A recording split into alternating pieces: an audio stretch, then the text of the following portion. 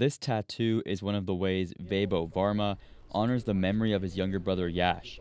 The Roman numerals are his birthday, with his signature over top. He's always here. He's always with me. Yash died by suicide in 2023. He was 16 years old.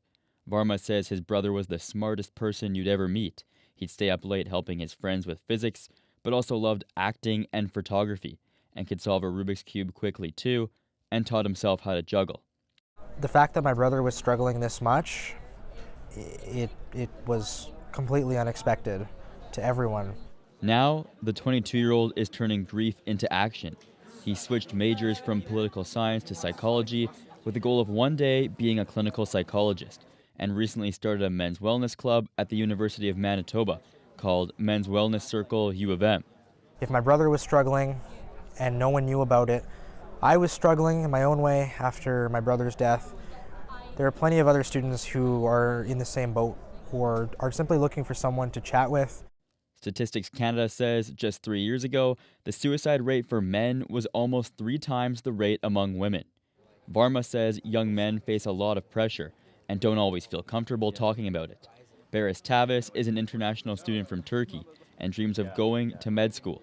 Tavis says while he has a strong support network, it's not so easy for others his age to speak up if they need help.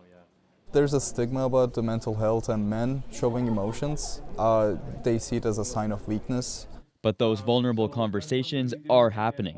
This barbershop at the university was packed to standing room only in late January. Students and community members came together for an event addressing mental health and anti-black racism.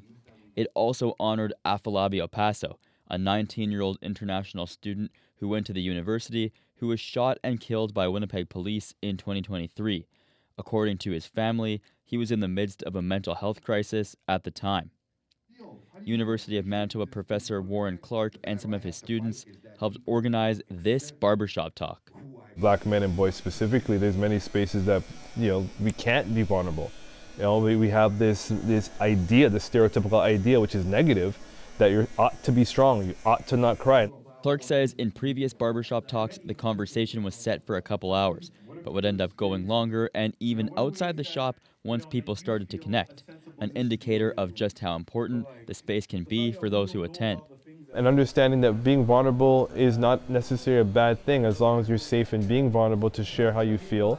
Meanwhile, Men's Wellness Circle U of M is up and running. More than a dozen people showed up for the first event at the end of January. Some of the club's members were Yash's friends, and Varma says he misses him every day, but knows he'd be proud of the work he's doing now and aspires to do in the future. Gavin Axelrod, CBC News, Winnipeg.